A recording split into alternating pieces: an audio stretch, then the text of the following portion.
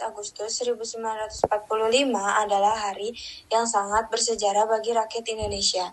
Dibacakannya teks proklamasi oleh Soekarno menjadi penanda kemerdekaannya bangsa ini dari berbagai belenggu penjajahan. Banyak tokoh yang terlibat dari peristiwa bersejarah itu, dan salah satunya adalah seorang jurnalis yang menjadi juru ketik teks proklamasi bernama Sayuti Melik.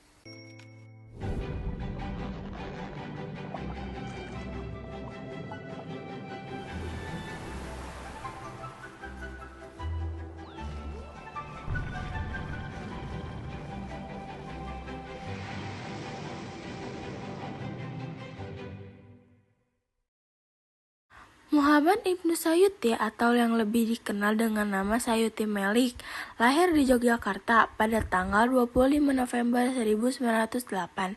Ia merupakan putra dari seorang kepala desa di Sleman bernama Abdul Muin alias Parto Prawito. Sejak kecil Sayuti Melik sudah diajarkan tentang nilai-nilai nasionalisme oleh ayahnya. Ia juga sering kali menyaksikan sang ayah menentang kebijakan Belanda yang merugikan kaum tani di daerahnya. Maka tidak heran kalau Sayuti Melik tumbuh menjadi pemuda yang berjiwa patriot dan berani. Selain itu, ia juga sudah tertarik dengan isu-isu kebangsaan sejak remaja. Ia rajin membaca buku dan menghadiri berbagai macam diskusi. Salah satu yang menjadi panutannya adalah Kiai Ahmad Dahlan. Hingga pada tahun 1920, Sayuti Melik bersekolah di Solo dan mulai mengenal pemikiran-pemikiran kiri melalui tulisan-tulisan di majalah Islam Bergerak. Daya krisis dan kemampuan menulis Sayuti Melik semakin terasa. Dengan keberaniannya, ia rajin menuliskan opini dan kritiknya di berbagai surat kabar hingga tak jarang ia harus ditangkap oleh pemerintah Hindia Belanda. Perjuangan melawan penjajah ini membuatnya terus keluar masuk penjara.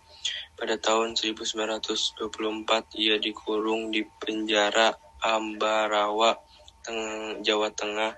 2 tahun berselang, pada tahun 1926, ia ditangkap lagi karena dituduh terlibat aksi perlawanan bersama PKI yang membuatnya dibuang ke Boven di Goel, Papua sampai tahun 1933. Setelah kembali dari Papua, ia sempat merantau ke Singapura. Namun, di sana ia kembali dijebloskan ke penjara oleh pemerintah kolonial Inggris selama 1 tahun karena dituduh terlibat gerakan bawah tanah. Kembalinya ke tanah air, ia ditahan lagi di Rutan Salemba, Jakarta pada tahun 1937 hingga 1938. Namun, berkali-kali masuk PUI ternyata tidak bikin Sayuti Melik kapok untuk mengkritik penguasa lewat tulisan. Pada tahun 1938, Sayuti Melik menikah dengan pujaan hatinya, Surastri Karma Trimurti. Bersama istrinya, ia mendirikan Koran Pesat di Semarang. Lewat koran yang terbit 3 kali seminggu ini, mereka menyalurkan berbagai kritikan tajam untuk pemerintah.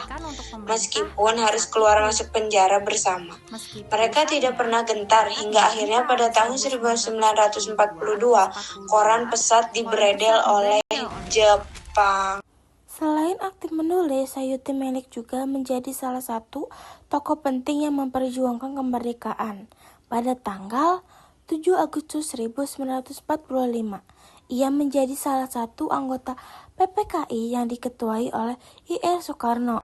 Sayuti Melik juga terlibat langsung dalam peristiwa Rangkas Deklok pada tanggal 16 Agustus 1945 bersama golongan muda lainnya seperti Sukarni, Chairul Saleh, dan Wikana yang untuk mendesak golongan tua agar segera memproklamasikan kemerdekaan Indonesia. Setelah perundingan yang alot, golongan tua dan golongan muda akhirnya sepakat. Mereka bertolak menuju kediaman Laksamana Media untuk merumuskan teks proklamasi. Disinilah Sayuti Melik memainkan peran krusialnya. Ia adalah orang yang mengetikkan naskah proklamasi yang sudah dirumuskan oleh Soekarno-Hatta dan Ahmad Soebarjo. Saat mengetikkan naskah tersebut, ada beberapa perubahan redaksi yang dilakukan oleh Sayuti Melik, diantaranya kata tempo diganti menjadi tempo, kata wakil-wakil bangsa Indonesia diganti menjadi atas nama bangsa Indonesia, serta ditambahkan nama Soekarno-Hatta.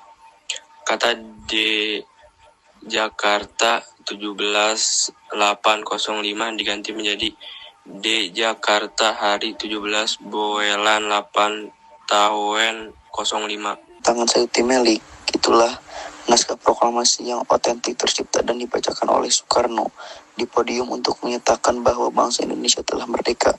Itulah kisah hidup Sayuti Melik, sang juru ketik proklamasi.